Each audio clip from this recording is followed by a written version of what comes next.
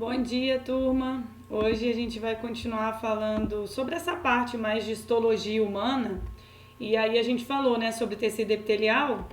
Agora a gente vai começar a falar do tecido conjuntivo, que assim, tem no seu corpo inteiro e tudo quanto é lugar. O que você pensar praticamente é tecido conjuntivo. Então, assim, a gente tem o tecido conjuntivo, alguns constituintes, nessa imagem mais ou menos está mostrando, mas a gente tem o tecido conjuntivo frouxo, tem o denso também. Nós temos tecido ósseo, o seu osso é tecido conjuntivo. A cartilagem aqui, ó, do nariz, da orelha, faz parte do tecido conjuntivo, chamado cartilaginoso. Sabe aquela bordinha de catupiry, aquela gordurinha que nunca sai de você? Tecido conjuntivo, porque é o tecido adiposo. O seu próprio sangue é tecido conjuntivo também. E nós vamos encontrar diversas fibras no corpo e fibras colágenas, elásticas. Então vamos falar mais ou menos sobre esse tecido. É um assunto meio grande, mas acredito que dê pra gente falar tudo nessa aula. Então, assim, se eu fosse olhar o que significa a palavra conjuntivo, é que une. Então, praticamente, a função do tecido conjuntivo no começo, assim, quando eu falo do tecido conjuntivo propriamente dito, é juntar, unir, sejam órgãos, sejam outros tecidos, deixar todo mundo juntinho para que tudo funcione direito. Mas, claro, nós teremos outras funções também, tipo o sangue, o osso, nós teremos outras funções além disso, né? Uma característica bem diferente do tecido conjuntivo que não tinha no epitelial é essa presença de substância intercelular abundante. Isso faz com que as células fiquem cada vez mais, elas ficam afastadas umas das outras. Lembra como que era no tecido epitelial? Uma célula grudadinha com a outra, não tem essa substância entre elas. Já aqui no conjuntivo nós teremos uma grande variedade de células, assim, super diferentes. O tecido conjuntivo tem origem lá no mesoderma, lembra quando fala de embriologia? E tem esses tipos. O propriamente dito, ele é dividido em frouxo e denso. Temos o tecido conjuntivo adiposo, cartilaginoso, ósseo e o hematopoético, que vai formar o tecido sanguíneo depois. Então, falando um pouco sobre a constituição desse tecido, essa substância que a gente fala que fica entre as células, ela é chamada de substância fundamental amorfa. E ela pode ser de vários tipos diferentes. Ela pode ser meio que líquida, ela pode ser mais gelatinosa, ela pode ser uma matriz super rígida e dura, no caso do osso. Então a consistência do que ela é feita é muito variável. As células, principais células que vão produzir fibras e tudo mais são os fibroblastos, né? Fibroblasto é ótimo. Os fibroblastos. E nós temos esses três tipos de fibras, as fibras colágenas, elásticas e as reticulares. Aqui tem mais ou menos, essas imagens são cortes histológicos em que utilizam alguns pigmentos, sabe, para você conseguir visualizar melhor as células. Eu, quando fiz histologia na faculdade, tirei 10, adorava essa disciplina, porque a gente ia para o microscópio o tempo todo, ficava olhando aquelas lâminas, né? Eu adorava. Mas era bem decorebinha. Então, assim, né? Tipo, mas aprendi. Então, de certa forma, o conhecimento veio. Então, olha só. As fibras colágenas, a proteína que forma essa fibra é a proteína colágeno. Você já deve ter ouvido falar de pessoas que querem passar coisas com colágeno no rosto, né? Porque colágeno, a fibra ajuda bastante na sustentação. Só que com o passar dos anos, essas fibras elas vão sendo rompidas, você não consegue mais formar tantas assim. Por isso que a pele do rosto é mais visível, né? Ela começa a ficar mais caída, tá? As fibras elásticas, a proteína é a elastina. Ela ajuda justamente na elasticidade. Então, a elasticidade da pele, ao longo do tempo, assim, vai perdendo. E detalhe, eu tô falando elasticidade da pele, mas é no geral, tá? Mas lembra que a pele é epiderme e derme. E a derme ela é feita de tecido conjuntivo. Então tem essas fibras também. E as fibras reticulares também são feitas com proteínas colágeno, também ajudam na sustentação, mas elas têm uma menor resistência do que as próprias colágenas, tá? Então você vai encontrar isso ao longo do seu corpo inteiro. Falando sobre as células no geral, eu vou falar, quando eu estiver falando do tecido conjuntivo que tem essas células, eu vou dar uma ênfase maior nelas. Então é só para apresentar para vocês por enquanto. Você tem, primeiro, era como se fosse uma célula tronco chamada de aquela pluripotente, né? Que é aquela célula que ela consegue se dividir formando outros grupamentos celulares, mas ela não é totalmente indiferenciada, não. Ela se diferencia em tecidos e células específicas. Então, essa célula aqui, essa mesenquimal indiferenciada, ela que vai dar origem a várias células do tecido conjuntivo. Osteoblasto, a célula endotelial, a célula mesotelial, fibroblasto, adipócito, condroblasto, que vai depois se transformar em condrócitos. Lá na medula óssea vermelha também tem a célula tronco chamada hematopoética. Ela vai ser precursora de várias outras células, como as hemácias, como os glóbulos brancos, como fragmentos celulares, né? Depois as plaquetas, então por aí vai. Então você tem diversas células que se originam de células chamadas células tronco, né? Lembrando que as células tronco elas podem ser totipotente, pluripotente e multipotente. Corrigindo, essa célula mesenquimal ela é multipotente. A pluripotente é aquela que lá na parte do embrião ela poderia se diferenciar em qualquer tecido do embrião, menos nos anexos embrionários, tá? A multipotente é essa que eu dei a definição, que ela pode se diferenciar, mas em células e tecidos específicos, ok? Então, agora começando a falar do tecido conjuntivo propriamente dito, ele é encontrado praticamente em todo o organismo, tem vasos e nervos passando por ele, então nessa imagem aqui você consegue ver epiderme, aí aqui tem tecido conjuntivo propriamente dito, o frouxo e o denso aqui embaixo, tá vendo essa coisa vermelha escrito VS? É um vaso sanguíneo, tá? Então, entra na estrutura íntima dos órgãos, ajuda a separá-los, ajuda na sustentação, no preenchimento de espaço, troca de metabólitos, defesa do organismo, armazenam gordura e podem ser divididos em frouxo e denso. E aí a gente vai ver as características de cada um desses. Então, começando pelo frouxo. O tecido conjuntivo frouxo ele é o mais comum no corpo.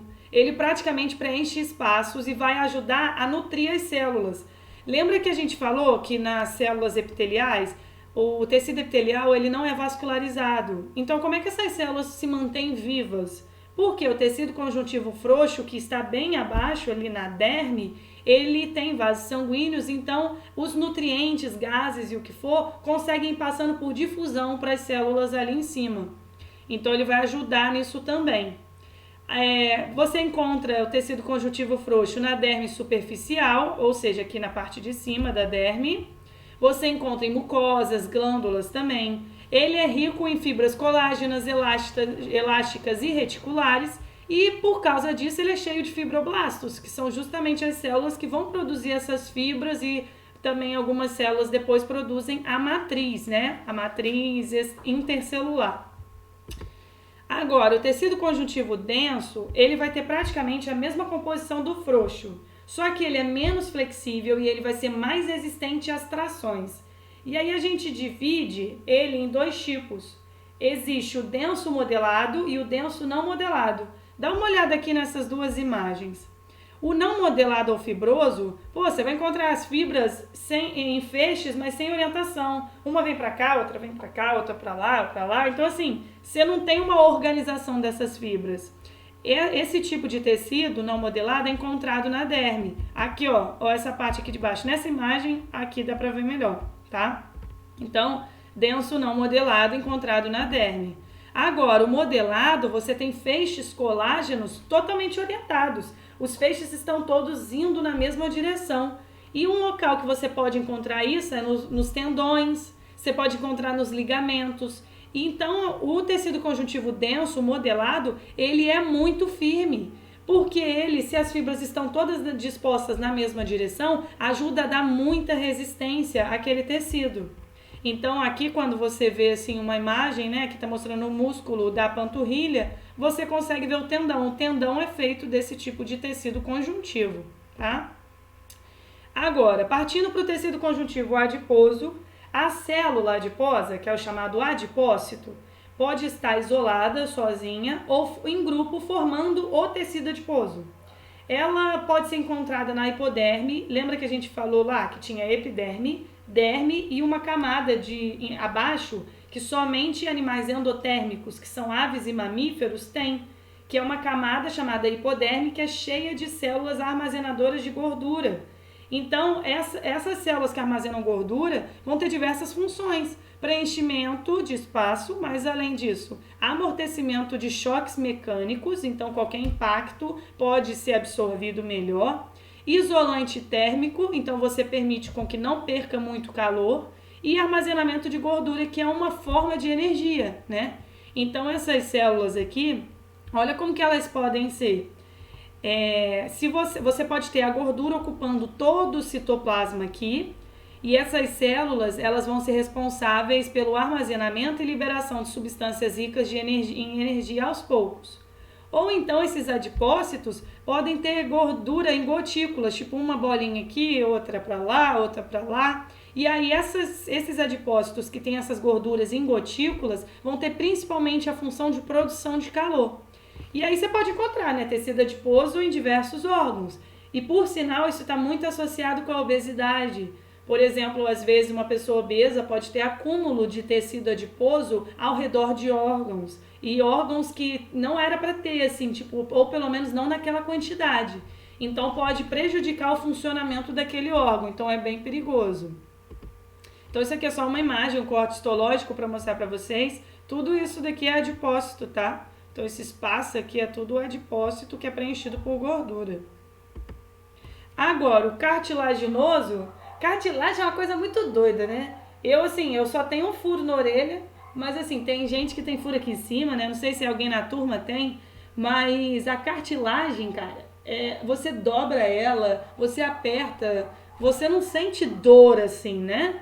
Porque a cartilagem ela é mais durinha, né? Ela tem consistência rígida, só que ela é avascular. Isso quer dizer que não tem vaso sanguíneo passando, não tem vaso linfático, não tem nervo.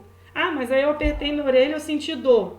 Na verdade, você sentiu dor porque provavelmente você comprimiu um outro tecido que tem algum nervo, tem alguma terminação nervosa, principalmente a pele, né, que tem bastante, e não a cartilagem em si, tá? A matriz extracelular, né, entre as células é feita de colágeno ou colágeno mais a elastina, e o tecido cartilaginoso tem inúmeras funções. Suporte de tecidos moles, então ele ajuda a dar vai ajudar a prender um tecido que seja mais mole. Reveste superfícies articulares, e isso é muito importante, porque qualquer articulação sua, nossa, toda vez que eu faço isso meu ombro estala, horrores. Toda a sua articulação, se ficasse osso com osso, ia ter desgaste ósseo, você ia sentir dor pra caramba. Então, ao invés de ter um osso encostando com o outro, você tem um disco ali de cartilagem que ajuda para que esse movimento seja muito mais fluido, né? Absorve também choques mecânicos, então isso é importante a gente ter na coluna vertebral, tem uma imagem depois que tem os discos, né? Esses discos são de cartilagem e é muito bom porque ajuda a dar uma certa flexibilidade e movimentação da coluna, mas também ajuda a conter esses impactos, né? Imagina um choque mecânico numa coluna que não tem esse disco. Ela não ia conseguir se movimentar e aquilo ali a pessoa morria na hora, né? Então, facilita deslizamentos, assim como uma coisa muito importante que aparece bastante em prova é a função do tecido cartilaginoso associado na formação e no crescimento de ossos longos. A gente vai falar um pouco melhor disso quando a gente comentar sobre o tecido ósseo, tá? Agora eu só vou mostrar rapidinho para vocês. Então, as principais células do tecido cartilaginoso são os chamados condroblastos, que produzem a matriz extracelular. E aí eu já anuncio para vocês. Todo o tecido conjuntivo, todas as células que terminam com blastos, condroblastos, fibroblastos, osteoblastos, elas produzem muita matriz.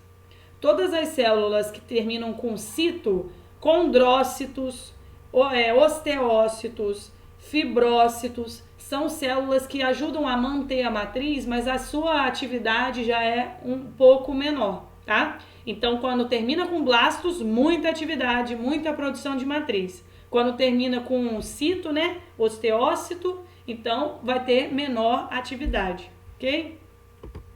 Então, dá uma olhada aí, olha, onde a gente tem orelha, nariz, ó, o disco intervertebral aqui, ao redor aqui dos ossos, né, na ligação aqui entre os ossos, Além do que você tem na traqueia, você consegue sentir. Se você quiser colocar a mão aqui no pescoço, você vai sentir os anéis da traqueia e eles são feitos de cartilagem.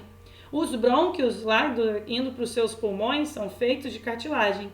Além da laringe, a epiglote, que é aquela, lembra, tipo uma portinha. Quando você engole a comida tem que ir pelo esôfago. Ela não pode descer lá e ir para o seu pulmão, né? Então você vai ter uma portinha impedindo a passagem para fazer com que o alimento só vá para o esôfago. E essa portinha, ela é feita de cartilagem chamada epiglote. Lá próximo da laringe, né? Agora, olha só, o tecido cartilaginoso, a gente falou que tem a ver com a formação e crescimento de ossos. Por quê? Quando você vai procurar ossos longos, tipo fêmur, eu vou falar dos ossos daqui a pouco, mas assim, bem na cabeça aqui do osso, você vai ter uma cartilagem de crescimento, um disco epifisário é o nome. Além disso, tem uma cartilagem articular aqui dentro, né, em cima, quer dizer, para ajudar a proteger, né, na hora da movimentação do osso e tal. Só que até os 18 anos, essa cartilagem de crescimento ela é utilizada como molde para a deposição de mais matriz óssea, então o osso ele cresce. Só que depois dos 18 anos, essa cartilagem ela é totalmente substituída. Então por isso que você só cresce até determinada idade, tá? Mas é claro que o crescimento está associado com vários hormônios, com questão nutricional, questão genética também. Isso daqui a gente considerando em condições normais. Isso aqui é uma imagem bem bonitinha de uma cartilagem hialina. A hialina é uma cartilagem que ela é transparente, tá? Então aqui a gente consegue ver, olha a matriz, os espaços, né, entre as células. Aqui você tem uma região chamada pericôndrio, que na verdade é uma parte do tecido que é fundamental para a nutrição e oxigenação das células. A partir daqui você tem o surgimento de novas células do tecido cartilaginoso. Então aqui próximo do pericôndrio, né, na extremidade, nós temos os condroblastos, que são aquelas células que vão produzir a matriz aqui. Chega um certo momento que ele produziu tanta matriz que ele acabou preso dentro da própria matriz. Agora essa célula vai se chamar condrócito. Então, ok, o condroblasto produziu matriz e ele fica preso dentro da própria matriz, nessas lacunas aqui, vocês conseguem ver, né, as células aqui. Aí, nesse momento, agora ele vai se chamar condrócito, vai ter uma atividade metabólica menor e vai ajudar só a manter a matriz extracelular aqui, ok? Agora, falando do tecido conjuntivo ósseo, né, esqueleto, nosso corpo geral, funciona como? Qual a sua função? Principalmente sustentação do organismo. Você só consegue ficar em pé, fazer suas atividades, seus órgãos funcionarem direitos, porque tem um esqueleto para segurar tudo no lugar e para que tudo seja bonitinho. Então, o esqueleto, né, o tecido ósseo, ele tem um aspecto bem duro e mineralizado, então a matriz extracelular dele vai ser formada, principalmente, tem a parte orgânica e a inorgânica, mas a parte inorgânica tem bastante sais, como cálcio, fosfato, tem magnésio, tá? Só que, tô para te dizer, queridos, que o seu osso é célula viva. Então, o osso, você olha, meu Deus, isso aqui é uma célula viva? É. Funções. Armazenamento de sais de cálcio. Se você precisa de cálcio no seu corpo, você vai tirar do seu osso se você não tiver disponível na corrente sanguínea. Ai, mas como é que tira do osso? Por causa da ação de uma célula, chamada osteoclasto. E aí tem questões hormonais também associadas. Ah, mas para que você precisa de cálcio no corpo além do osso? Pô, contração muscular, precisa de cálcio. Para passar um impulso nervoso, você precisa de cálcio, ok? Armazenamento de lipídios na medula óssea amarela, então você tem gordura dentro de alguns ossos. Tem função hematopoética, isso quer dizer o quê? Que tem produção de sangue dentro dos ossos, não todos, a gente vai falar disso, e tem função principalmente protetora. Pô, o seu crânio aqui protege o seu órgão principal do corpo, né? Que é o cérebro, mas não só o cérebro, o encéfalo no geral, que tem cerebelo, deixa eu fechar isso aqui, foi, que tem cerebelo, né, bulbo, tronco cefálico, essas coisas assim, além da sua coluna vertebral, que vai proteger a medula espinhal também, né? Então, vamos lá. Quando eu falo da parte de histologia mesmo, a matriz óssea, a parte orgânica, tem fibras colágenas, tem proteoglicanas, tem glicoproteínas. A parte inorgânica vai ter cálcio, fosfato, magnésio e inúmeros outros íons. As células ósseas, 3 osteoblastos, terminação blasto, são células jovens que produzem a matriz óssea. Só que chega em um momento, até nessa imagem dá para ver, os osteoblastos aqui na extremidade. Tá vendo que essa célula aqui está presa dentro de uma lacuna? Então, é a mesma coisa que acontecia lá na cartilagem. Os osteoblastos vão produzindo matriz óssea, só que acaba que ele fica preso dentro da matriz. Agora ele vai ser chamado de osteócitos, que são células maduras, que ajudam a manter a matriz, só que tem uma menor atividade. E os osteoclastos são células que são derivadas de monócitos, vocês vão ver os monócitos daqui a pouco, e tem a principal função de reabsorção óssea. Então, eu já mostro falando sobre essa reabsorção, mas olha aqui como é que seria essa célula. O osteoblasto, o osteócito, ele é responsável pela manutenção, mas o osteoblasto é ele que forma o tecido ósseo. E o osteoclasto é uma célula muito grande e móvel, ela pode ir para vários lugares, ela não fica presa num lugar só. Tem vários núcleos e ajuda na reabsorção e destruição da matriz óssea. Olha o que pode acontecer. Vamos supor que você sofreu um machucado e quebrou lá teu osso. Por que você tem que engessar e ficar com ele paradinho? Porque naquele local onde foi lesionado, osteoclastos, são essas células, elas vão chegar e vão começar a reabsorver o osso. Então vai meio que triturar aquela parte, aqueles íons vão ficar disponíveis para o seu corpo novamente e novos osteoblastos vão chegar ali e vão produzir uma nova matriz para fechar aquela parte fragmentada. Mas isso não acontece só quando você sofre um acidente, não. Isso acontece o tempo todo no seu corpo. Então, células são reabsorvidas e outras são produzidas, elas são substituídas. Eu preciso de cálcio. O osteoclasto chega lá no teu osso, tira um pouquinho de cálcio e depois um novo osteoblasto vai chegar e vai tampar aquele local de reabsorção. E aí que tá. Porque quando a gente fala de remodelação normal do osso, pessoas que têm uma doença chamada osteoporose, elas não têm essa formação de um novo osso rapidinho.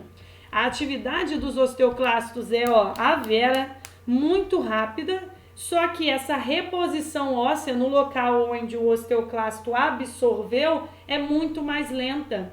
Então ficam espaços vazios no osso, por isso que é o poro, osteoporose. E aí esses ossos eles conseguem quebrar facilmente, então isso pode ser causado por fatores genéticos, com envelhecimento mesmo do corpo, falta de cálcio, tá? Falta de vitamina D pode levar a osteoporose, mas está bem associado com pessoas mais de idade. Agora, se você fosse pegar o osso e fazer uma análise, assim, um corte histológico e levar para o microscópio, é isso que você ia ver. Você ia ver várias lacunas aqui, sabe? 1, 2, 3, 4. Você tem aqui os osteócitos. Lembra que os osteoblastos estavam aqui na ponta, produziram matriz, ficaram presos. Só que vocês conseguem ver que entre um osteócito e outro tem uns fiozinhos? Esses fiozinhos são canalículos. Ou seja, essas células estão vivas e se comunicam umas com as outras através desses canalículos para trocar nutrientes e excretas entre elas. Então, todos esses canalículos vão desembocar em um canal geral chamado canal de Harver. Ou, aqui a gente consegue visualizar melhor nessa imagem, você tem em 3 aqui, um canal de Harver, outro aqui. E esses canais de Harver, eles são ligados entre si por um canal aqui, comum, chamado canal de Volkmann, tá? Mas o que passa nesses canais? Capilares sanguíneos, linfáticos, filetes nervosos. Então, o seu osso tem sangue, o seu osso tem células nervosas. Por isso que quando alguém sofre um acidente e quebra o osso, pode sangrar, dói pra caramba, tá? Então, essas células, elas conseguem se comunicar, trocar substâncias, porque aqui nesse canal principal vai passar substâncias para elas e aí elas passam isso adiante, ok? Outra coisa que tem é uma parte aqui do lado de fora chamada periósteo do osso e a parte do lado de dentro chamada endósteo. Aqui é só uma imagem mostrando melhor um osso, olha os vasos sanguíneos, né? Passando aqui um canal de Harvey, então todas essas células serão nutridas. E aí quando eu falo da anatomia óssea mesmo, o osso, a olho nu, quando você for numa aula de anatomia, se você for para a área de biomédicas assim no geral, ou se algum dia você tiver oportunidade, pega aquele ossão que dá para cachorro roer, sabe? E olha como que ele quebra, corta ele no meio. Você a olho nu consegue ver uma parte bem mais dura, que é a chamada osso compacto, essa parte aqui, e uma partezinha que parece ser toda furadinha, que é chamada de osso esponjoso. Mas se você fizer uma lâmina para levar no microscópio das células daqui e das células do osso compacto, elas são iguais, tudo bem? E aí você vai ver isso daqui, ó, que a gente estava vendo. Isso independentemente se eu estou falando do compacto ou do esponjoso, você vê isso daqui. Outra coisa importante, aqui no osso você tem um espaço, é como se fosse um espaço vazio que na verdade é preenchido, é só para mostrar para vocês, que é um canal chamado canal medular. E lá você pode encontrar medula óssea vermelha, que é responsável pela produção do sangue, ou medula óssea amarela, que leva esse nome porque ela é rica em tecido adiposo, gordura, então tem a coloração amarela, e ela não vai estar presente em todos os ossos. Então, assim, no recém-nascido, todo o corpo produz sangue, todos os ossos vão ter medula óssea chamada vermelha. Só que com a idade, essa medula óssea vermelha, ela vai sendo invadida, infiltrada por tecido adiposo e ela se transforma em medula óssea amarela e perde a capacidade de produzir sangue.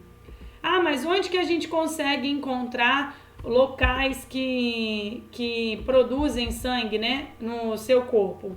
Então, nas costelas são ossos que ainda produzem sangue, no externo, nas suas vértebras, no fêmur, no osso da bacia, todos esses ossos eles ainda têm medula óssea vermelha ali. A maioria dos outros vão ter já a medula óssea substituída pela amarela.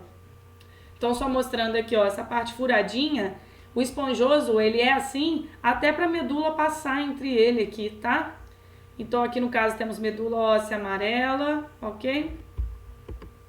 Agora, quando a gente fala de ossificação, a ossificação endocondral leva esse nome, ó, endo dentro, condro, tudo associado com a parte de cartilagem. Lembra que a célula da cartilagem era condrócito, condroblasto ou condra aí. O que acontece? Você tem pontos de ossificação. Então, o osso, gente, de um embrião, o esqueleto dele é todo feito de cartilagem. Depois que vai tendo a deposição de cálcio, né, que vai tendo a mineralização da matriz, e aí você tem a formação do osso mesmo. Então aqui você tem a cartilagem, começa a ter uma matriz calcificada, chega uma artéria para nutrir, e aí depois você tem a formação do osso no geral, e fica ainda um pouquinho de cartilagem para ajudar no crescimento. Então, quando o osso já está formado, você tem o crescimento em comprimento daquele osso devido a esses discos epifisários que ficam aqui em cima, ó. É uma cartilagem entre a epífise e a diáfise. Ó, aqui nesse osso nós temos a epífise e a cabeça, ó, epífise aqui embaixo também, e nós temos a diáfise, que é essa parte aqui do meio. Então, tá vendo que tá escrito assim, linha epifisária? É que aqui você tinha a cartilagem que era responsável para ser utilizada como molde para deposição de tecido ósseo. Então aqui, ó, olha como que acontece. Aqui você tem o disco epifisário de cartilagem, aí demos um zoom para mostrar. Você tem várias zonas com células do tecido cartilaginoso. Reserva, proliferativa, maturação, hipertrófica, blá. Tá vendo que aqui embaixo está escrito calcificação de cartilagem, invasão capilar, osteoblasto. Aqui o osso, quando vai crescer, ele usa uma parte dessa cartilagem como molde e começa a depositar a matriz óssea por causa do osteoblasto. Só que você não ocupa a cartilagem toda de uma vez, porque aqui em cima você tem produção de novas células do tecido cartilaginoso. Então é como se você fosse substituindo um pedacinho de molde, aí o osso crescer um pouquinho. aí depois tem mais deposição aqui, ele cresce mais um pouquinho. Só que chega num momento que você ocupa toda aquele disco epifisário, porque aquela cartilagem não tem mais capacidade, já está velha, não tem como ela produzir mais um molde para que o osso cresça mais. Então ela é totalmente substituída, então não tem como mais você calcificar, então você para de crescer. Então essa imagem mostra isso. Aqui embaixo você começa a calcificar, mas outras células novas vão sendo produzidas. Aí depois essas aqui, é como se elas fossem empurradas aqui para baixo, calcifica de novo e isso até os 18 anos mais ou menos. Já agora existe também outro tipo de ossificação chamada intramembranosa. Acontece em locais, você tem uma deposição de matriz óssea em locais de natureza não conjuntiva. Não é um molde de cartilagem.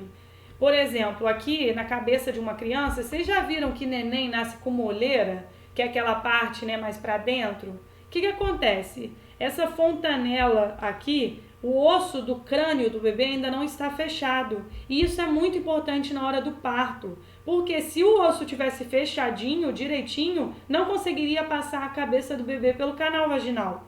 Então, por você ter um espaço entre os ossos, eles conseguem deslizar um sobre o outro para que a cabeça do bebê consiga sair.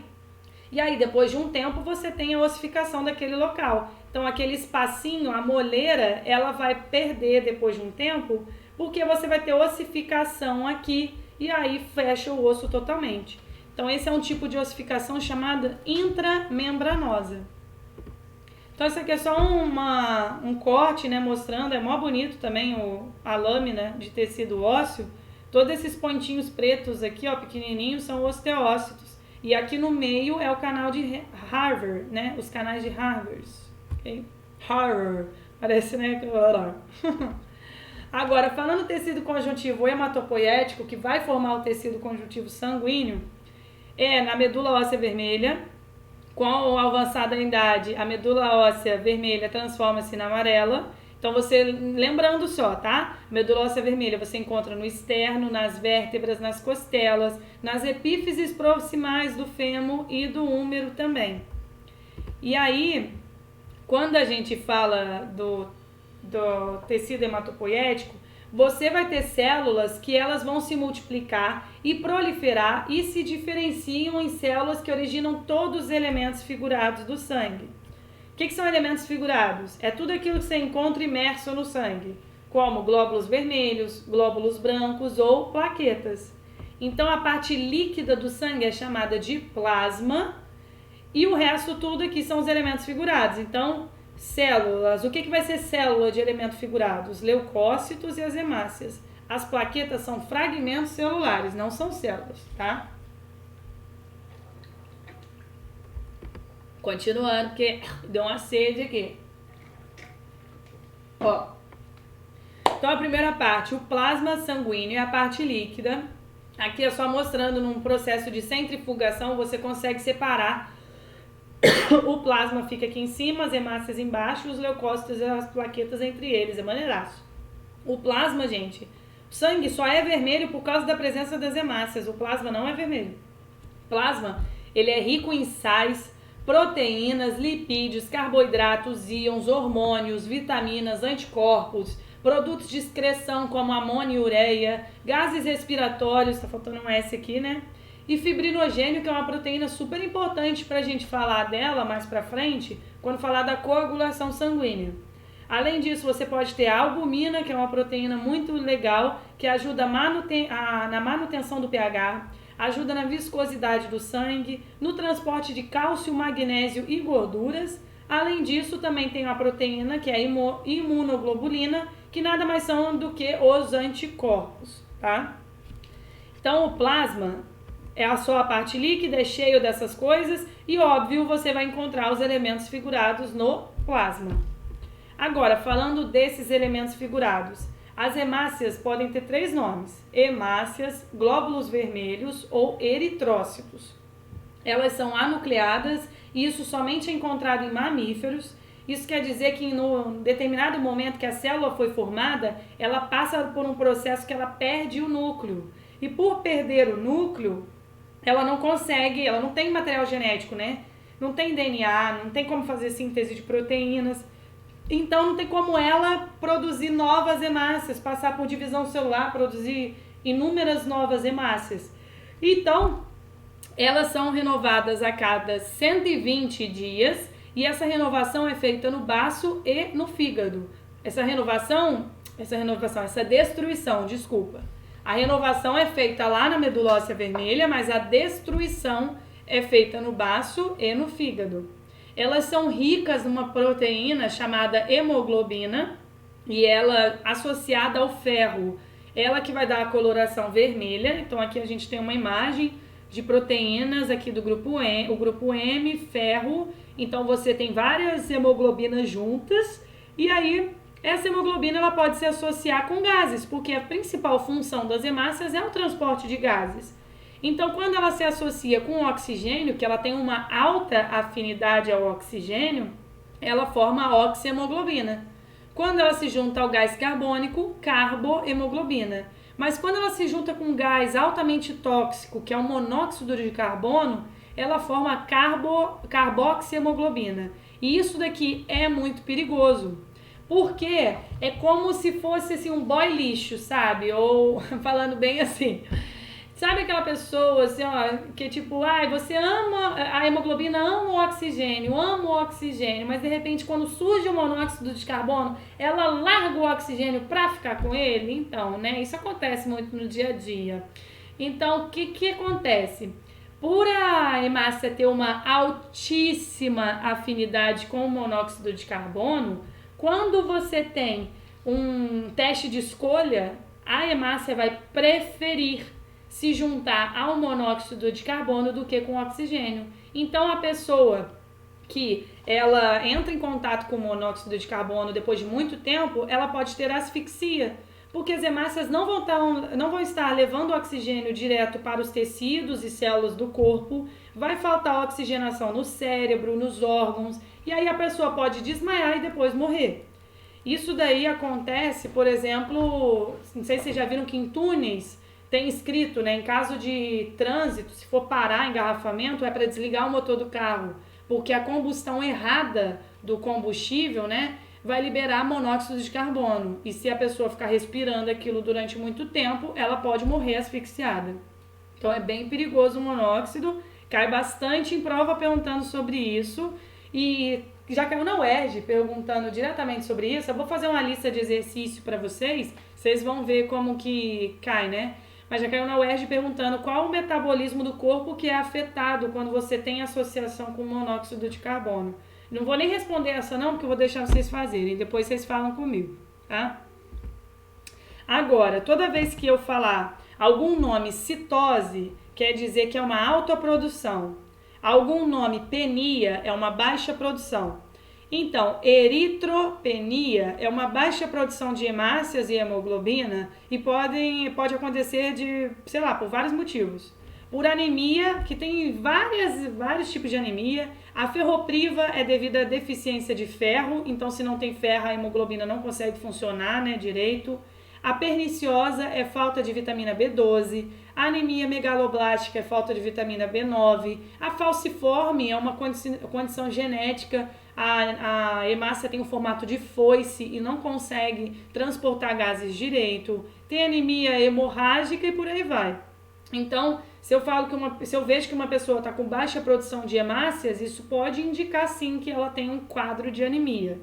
Agora, a eritrocitose é uma condição em que há uma altíssima produção de hemácias além do que a quantidade que você espera para aquela pessoa. E isso cai muito, mas muito em prova. Por quê? Pessoas que naturalmente já vivem em regiões muito mais elevadas, como o ar é rarefeito, é mais difícil para elas conseguirem pegar o oxigênio disponível. Então é como se o corpo pensasse assim: não estou conseguindo pegar esse oxigênio. Eu vou produzir muita hemácia, porque aí essas hemácias elas vão pegar o máximo que tiver, o que tiver disponível elas conseguem pegar. E aí essas pessoas têm muita liberação de um hormônio chamado eritropoietina, que é um hormônio produzido lá nos rins para aumentar a produção dessas hemácias. Como é que isso cai bastante em prova de vestibular? sempre eles gostam de botar La Paz, falam assim, um time de futebol foi jogar em La Paz, que tem uma altitude, sei lá, de 4.000, enfim, não sei qual é a altura. E aí pergunta qual que é a reação do corpo de imediato, quando um jogador acaba de chegar num local com uma altitude muito elevada e quando ele fica lá depois de um tempo, qual a diferença no sangue que vai aparecer? O que vocês acham?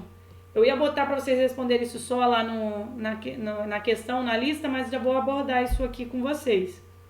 Se uma pessoa chega em um local com uma altitude muito elevada, a primeira coisa que o corpo vai fazer, ela vai ficar com falta de ar. Porque se o ar está rarefeito e ela puxa, não tem ar disponível, ela vai ficar ofegante. Então, vai aumentar a frequência respiratória dela. Agora, ao longo do tempo, se você for fazer um exame de sangue, no momento que a pessoa chegou e depois de, sei lá, uma semana e pouquinho, você vai ver que a produção de hemácias dessa pessoa aumentou. Porque o corpo tem que arrumar um jeito de criar novos métodos de pegar o oxigênio que tiver disponível. Então, ele aumenta o número de hemácias, que é tipo o carrinho de mão do oxigênio, tá? Só um detalhe, homens têm mais hemácias do que mulheres, porque as mulheres acabam perdendo uma certa quantidade de hemácias todo mês por causa da menstruação, ok? Agora, quando a gente fala dos glóbulos brancos, eles também são chamados de leucócitos, são as células de defesa do nosso corpo, elas têm núcleo, tá? Então, se elas têm núcleo, tem capacidade de divisão e síntese proteica também.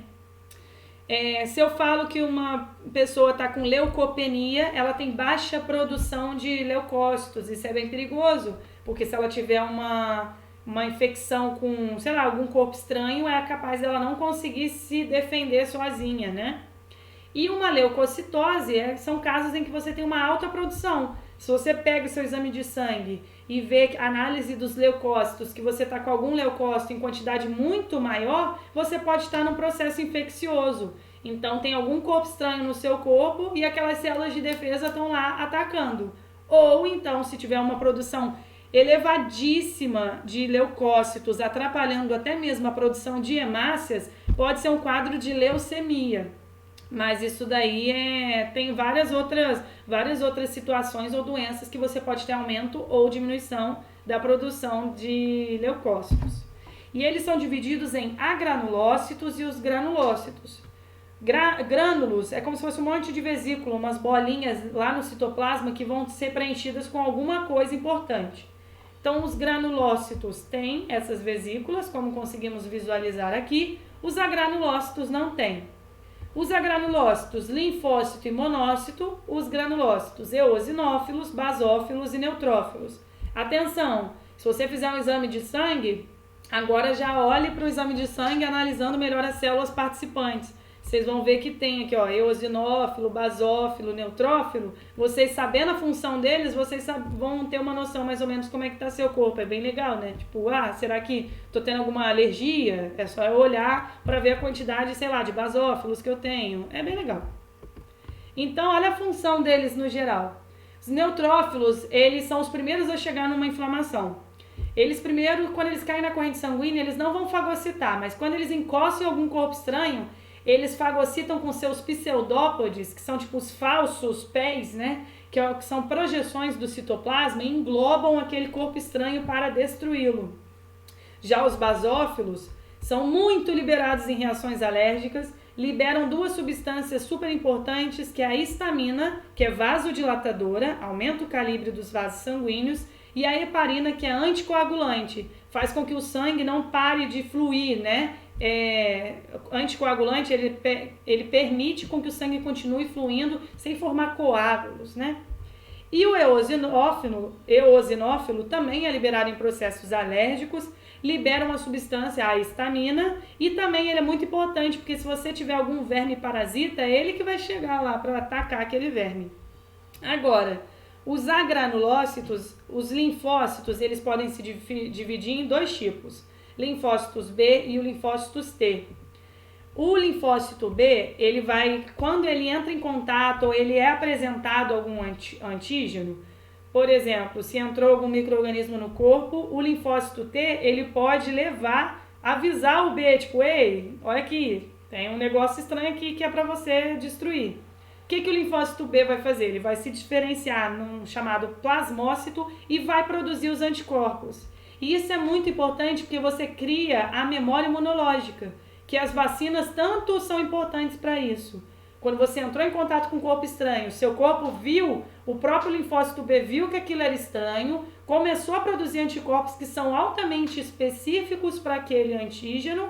E aí, se você tiver uma infecção novamente com ele no futuro, você já vai ter anticorpos prontos, um batalhão para atacar, tá?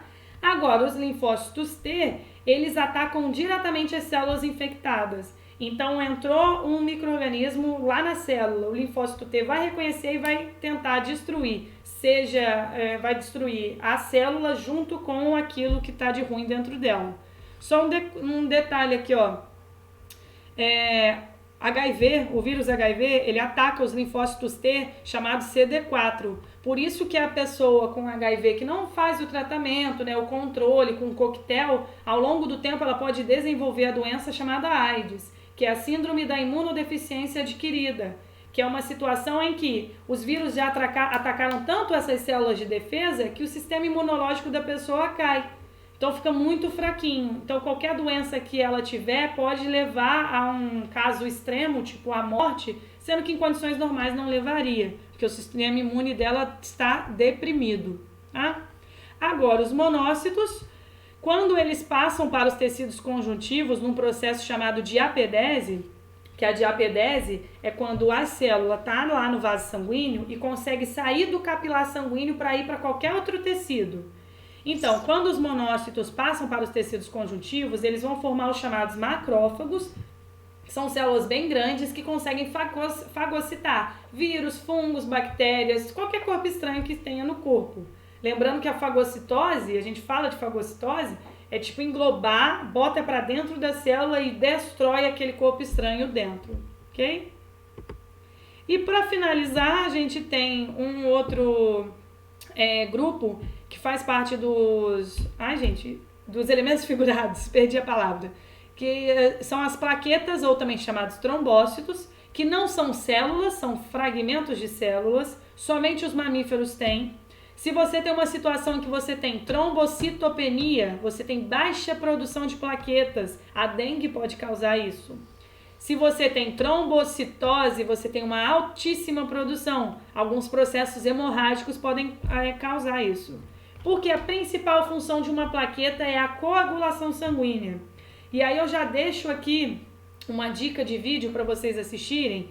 Não é da época de vocês, provavelmente, não sei nem se vocês conhecem esse programa, mas quando eu era mais nova eu assisti um programa chamado Mundo de Bikman. E nesse programa ele teve um episódio explicando direitinho a cicatrização. E ele mostra de uma forma bem didática como é que as plaquetas elas vão atuar para fazer com que o sangue estanque, para formar casquinha, para que ele pare de escorrer quando uma pessoa machuca, por exemplo. Então, se vocês quiserem, vocês joguem no Google. Bota assim, o Mundo de Bikman, eu vou mandar isso para vocês depois também, quem quiser. É o Mundo de Bikman Cicatrização. Vocês já conseguem achar o vídeo e é muito legal. Esse programa é muito legal, eu recomendo todos os episódios, tá? Então vamos ver, olha o que acontece.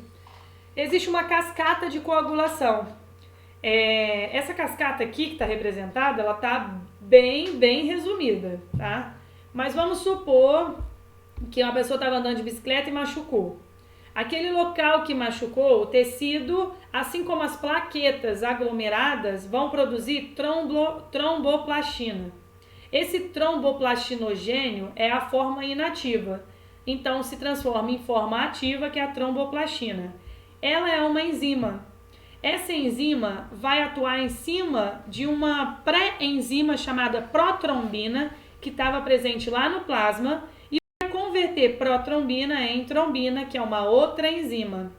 Agora, devido à presença de vitamina K e cálcio, porque sem os dois você não consegue ter essa produção, essa enzima trombina vai converter aquela proteína que a gente falou lá no começo, fibrinogênio, que estava presente no plasma sanguíneo, que é uma proteína meio que inativa, vai converter ela, vai transformá-la em uma proteína ativa, que é a chamada fibrina, que é o coágulo. Então, ó, as plaquetas junto com as células lesionadas liberam tromboplastina, que é uma enzima que converte protrombina em trombina, que também é uma enzima que vai transformar fibrinogênio em fibrina. E aí, dá uma olhadinha aqui o que acontece. Acontece o tampão plaquetário. Teve um machucadinho aqui, as hemácias estão saindo, as plaquetas são essas bolinhas. Tá vendo que você tem esse fiozinho aqui? Isso é a fibrina.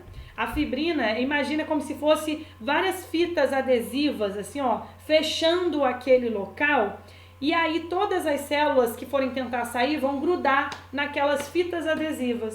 Com isso você tem a formação da casquinha, então você forma um coágulo, o sangue para de fluir aqui.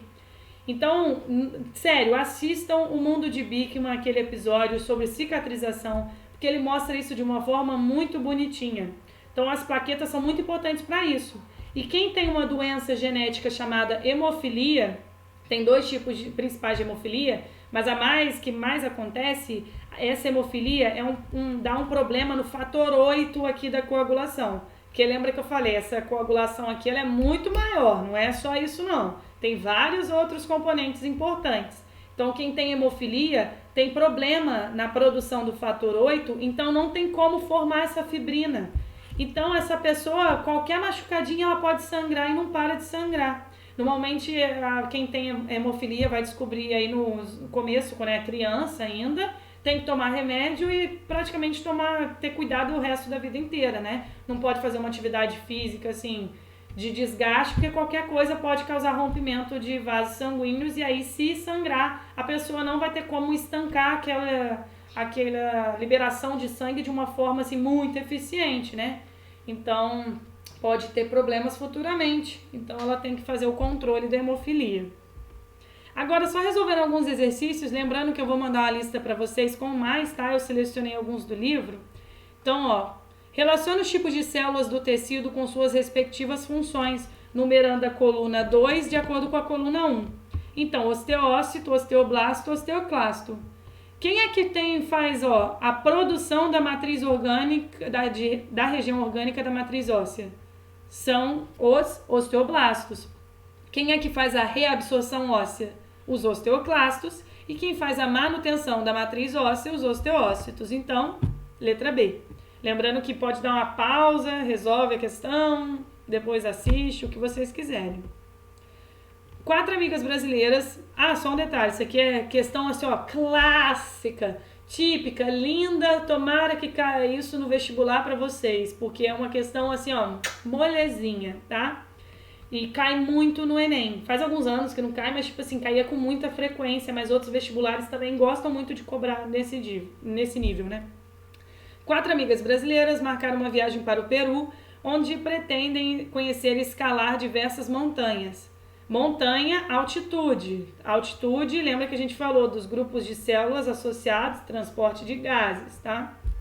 Para se assegurarem de suas condições de saúde, submeteram-se a diversos exames, entre eles um hemograma. Os resultados encontram-se na tabela a seguir, na qual também constam os valores de referência das hemácias, leucócitos e plaquetas. Toda vez que te der um resultado de exame assim, você olha o resultado dessa pessoa e olha o valor de referência para ver se está acima ou abaixo ou dentro. A amiga que terá problemas com a altitude, segundo o hemograma, é quem? Gente, altitude, ar rarefeito, tem pouco oxigênio disponível.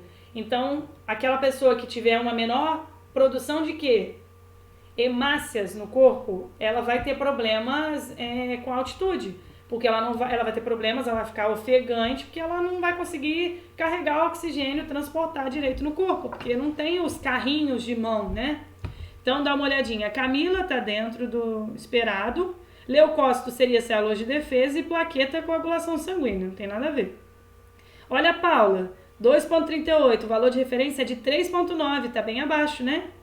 Aqui, Flávia, 4,76 e a Cecília, 3,98, tá dentro. Então, a Paula vai ter problema com a altitude, ok? Porque ela tem baixa produção de hemácias. Agora, Em relação ao tecido conjuntivo, leia as afirmativas a seguir. É o mais diversificado de todos, com ampla distribuição pelo corpo dos animais, apresenta-se com diversos aspectos e funções. Isso aí tá certo.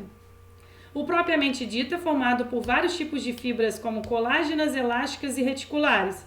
Certo também. A doença escorbuto ocasiona uma degeneração dos tecidos conjuntivos propriamente ditos. Tá certo, deixa eu só explicar. Escorbuto é uma doença que acontece quando a pessoa tem deficiência de vitamina C. E aí a pessoa tem pequenas hemorragias, principalmente na gengiva aqui. Então pode causar uma degeneração de tecido conjuntivo, tá? Tá certo. O sangue é considerado um tecido conjuntivo cujos elementos figurados estão imersos no plasma sanguíneo.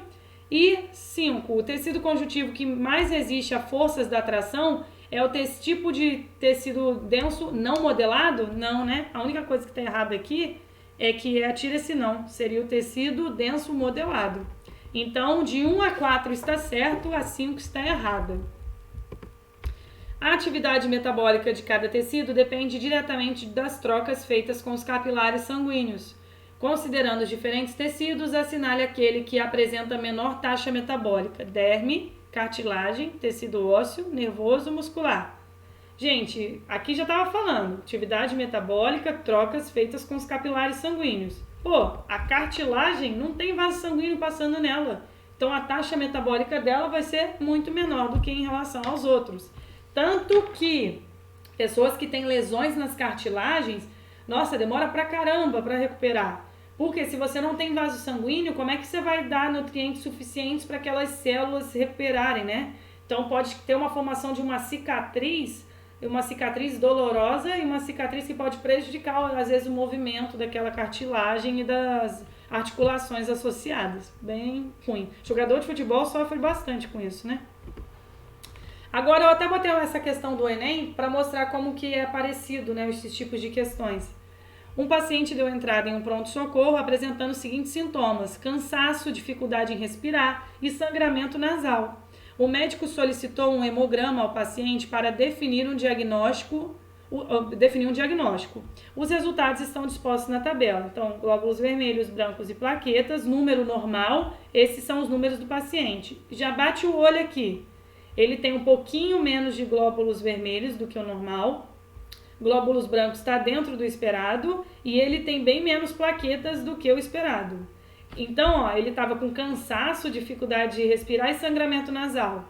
Opa, por que ele está com sangramento nasal? As plaquetas não são responsáveis pela coagulação sanguínea? Ele tem menos, tá? Cansaço, por quê? Se ele não tem hemácia suficiente para carregar o oxigênio, falta o oxigênio lá na respiração celular e você não consegue fazer a conversão de glicose direito em ATP. Então a pessoa pode ficar cansada mesmo. Então, relacionando os sintomas apresentados pela paciente com os resultados do seu hemograma, constata-se que sangramento nasal é devido à baixa quantidade de plaquetas que são responsáveis pela coagulação sanguínea. Então a gente já viu a resposta, mas vamos ver o que está errado nas outras. O cansaço ocorreu em função da quantidade de glóbulos brancos que são responsáveis pela coagulação? Não. A dificuldade respiratória ocorreu da baixa quantidade de glóbulos vermelhos, tudo bem, que são responsáveis pela defesa imunológica? Não. O sangramento nasal é decorrente de uma baixa quantidade de glóbulos brancos? Nada a ver. A dificuldade respiratória ocorreu pela quantidade de plaquetas que são responsáveis pelo transporte de oxigênio? Não. Então, letra A. Então, assim, gente, eu botei a Nazaré aqui para mostrar para vocês que eu sei que isso pode estar acontecendo na casa de vocês, né, queridos? Vocês falam, ah, meu Deus, tem que estudar, mas a minha cama tá ali. Tipo, eu aqui agora, tô aqui, minha cama tá ali, né? Mas, enfim, agora eu acho que é o momento de botar o sangue nesse olho, faca na caveira, tá? Então, vamos estudar bastante. Quem tiver dúvida, fala comigo. Termine de fazer os exercícios do livro, mas também façam os da lista que eu vou mandar. E aí, em qualquer momento, vocês podem me procurar para tirar dúvidas, tá bom? Então, até mais!